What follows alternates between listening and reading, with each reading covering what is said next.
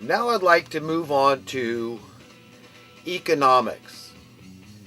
And the reason I speak so much about economics and economic principles is because it goes back to getting to the bottom of things. And the bottom of things is this: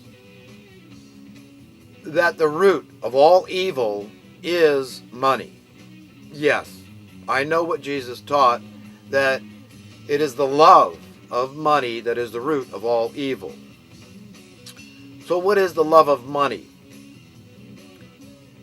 And who is tempted by loving money? Well, I contend that every one of us is at least tempted to love money. We get it. We understand that we love financial security. We love the things that the money brings us, like food and shelter and clothing. It pays our phone bill. It puts gas in our cars. It buys toilet paper for us. And on and on. We get it. And so does God. God understands that we have basic needs.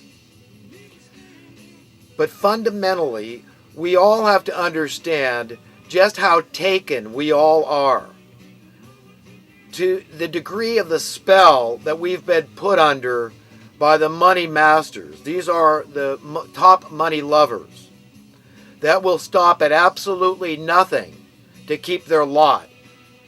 And it doesn't matter if that includes 90% of the world's population dying.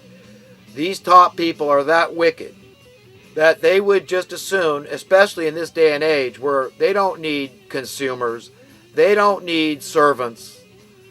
What they want is to keep their lot in their place, and they're desperate because they know they've been found out.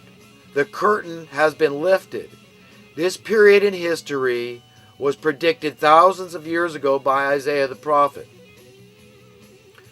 who declared in effect that this time would come when their skirts would be lifted over their heads and they would be exposed to the light of day, metaphorically speaking. And that time is upon us. And the forces of evil have gotten very desperate. They're very dangerous. They're very angry, not justifiably angry, nevertheless dangerously angry. They're enraged that they know they can see their demise right ahead of them.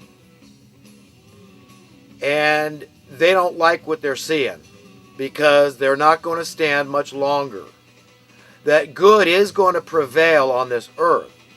That indeed God's will is going to be done. And how does this all tie into economics?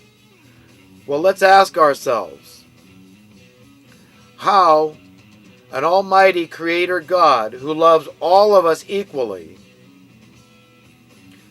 will run the treasuries of the earth? What role will money have on this planet when God is running the government? And I'm not talking about a theocracy here, folks.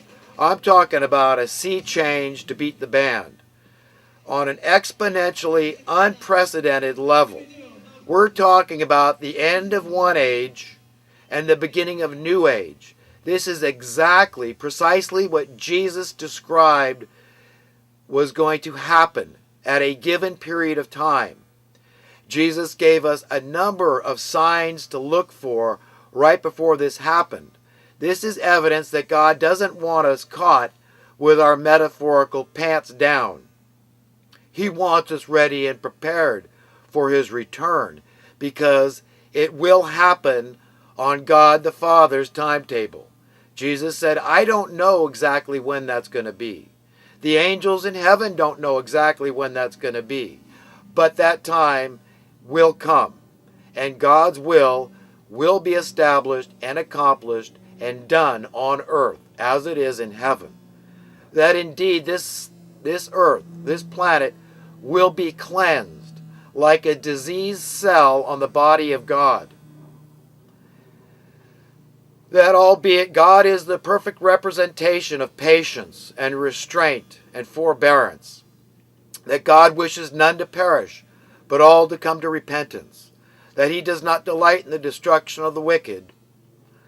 At some point, he draws a line, he puts his foot down. And the way it's described toward the end of the book of Revelation is that he is filling a cup with the fury of his righteous indignation. And I believe that cup we're talking about, that metaphorical cup, is overflowing as I speak. And I'm glad it is. I want God to put his foot down. I just want to be like-minded with God, and I want everybody out there that's listening to me to be right-minded, to share the mind of God, to be on the same page. We have the capability to actually see through God's eyes. He does not hide in any way his character, his nature, his personality. Quite the contrary. He wants us to know and understand what he is like. And one of those qualities that Jesus talked of was to loving our enemy. Loving, that means caring. How else do you love somebody is that you genuinely care about somebody. Can you imagine the most vile, wicked person out there that you can imagine? Whether you know for a fact they are this vile, wicked person, or it's just somebody you believe to be this vile and wicked person. And blessing them. And saying, God, please, give this person what they really need. Help them awaken. Put a spirit of repentance in them. Let them revere you only. And that means fear God only in a good way. That's fear. That's reverence that will save our lives from going into hell. That's what will enable us to go up and not down from here. It is written that his mercy extends into the heavens. There's no bounds to his grace. It is sufficient for all of us. That we can't judge whether it's too late for another human being to turn and be saved. Because God loves the most wicked people. It is written that those that have loved much, those that rather have been forgiven much, will love much. So you may be somebody that feels you don't need to be forgiven much because you haven't done much wrong in your life. But all of us have sinned and fallen short of the glory of God. Which one of us out there, in all honesty, has not wished ill will to another that has done us wrong? Does that justify it? No, it doesn't. Quite the contrary. It means that we are now engaging in our evil side. We are separated at that point that we wish ill will toward any other human being for whatever reason. We are choosing to be separated from God. And we must make a deliberate attempt to be of one mind of God and to do one thing and one thing only, and that is to bless our enemies from our heart, because lip service is cheap. But like Jesus said, do fresh and bitter water come from the same stream? And of course you could argue that there'd be a tributary of bitter water and a tributary of fresh water coming and merging into one stream. But at the end of the day, either the bitter or the fresh will dominate that stream. And we are that stream. So at the end of the day, if this is our last day on earth, we need to know who we are and who decides who we are. That is through your relationship with God. God is the one that decides who you are and what your rewards will be, or lack thereof, let's say. Right now, because of free choice that we've been given, we have an opportunity to choose whether to be good or evil, to say, to cultivate the goodness within us, and to really be the kind of person we want to be. Not listening to those detractors, those accusers that call us phonies, that call us pretentious, that call us dreamers, that call you an idealist, that call you impractical, lacking common sense. That's not true, okay? Because Jesus himself said, be ye perfect as your Father in heaven is perfect. So what does that mean? That means we're in an eternal arena, an eternal tapestry of life and existence. And since that's the case, we need to all make the best of each moment, because eternity is comprised of but a series of moments. That's it. We've spent the past, and the future, for all intents and purposes, doesn't exist except in our hope that it exists. What we have then is the present, and that's it. So if we lose our mortal life right now, we need to know who we are and what we should expect to get in terms of rewards or lack of rewards. And I just love the teaching of Jesus. They're always coming to my mind because they're so pertinent and so apt to this whole discussion. And one of the gauges that we should all not be afraid to look at is that Jesus stated, whatever you do or fail to do for the least of these, you do or fail to do for me. Now that was paraphrased because he went through specific examples. I was cold and hungry, and you didn't bring me anything to eat. You didn't bring me anything to cover myself with. And conversely, if you did this for the least of men, when I was cold, when I was hungry, you brought me something to eat. You brought me something to clothe myself with. You see, you will either be rewarded or not rewarded. So this period of time we have as human beings on earth, God's beloved children, we should all take advantage of the opportunity to be exactly the person we want to be. Not listening to any ambient noises, any external voices, any sounds at all, except the one true sound that counts, and that's the sound of our divine parents. That still, soft voice that we can commune with and have relation with on a very intimate, individual, personal level.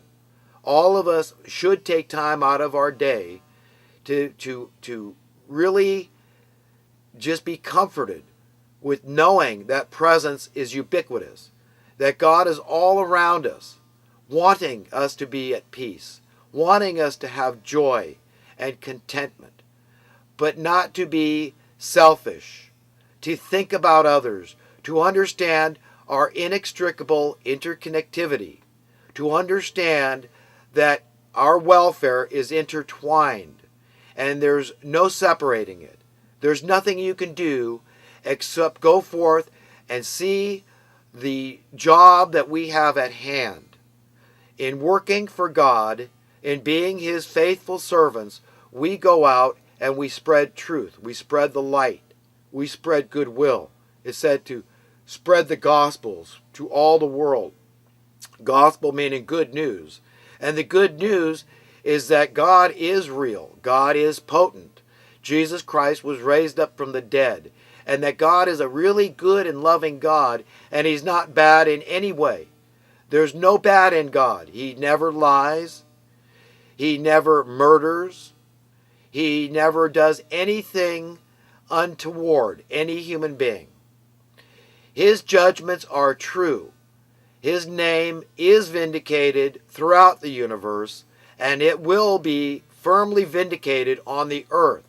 When God judges humanity, and He decides who goes up and who goes down from here, He's not going to do it in any way that was irrational or hasty or arbitrary. He's going to do it with just judgment. And the people that are content in this world of injustice, these are the ones that will lament in a world full of justice. They won't want to be there. Do you understand? So one could argue in behalf of evil people that love their lives in this world, that this current established system is working well for them, that God is mean because suddenly He's going to make them, hating the new reality where there's justice and mercy for not some, but for all. No discrimination. So if the people that love their lives in an unjust world will be miserable in that world, who can say God is unjust to segregate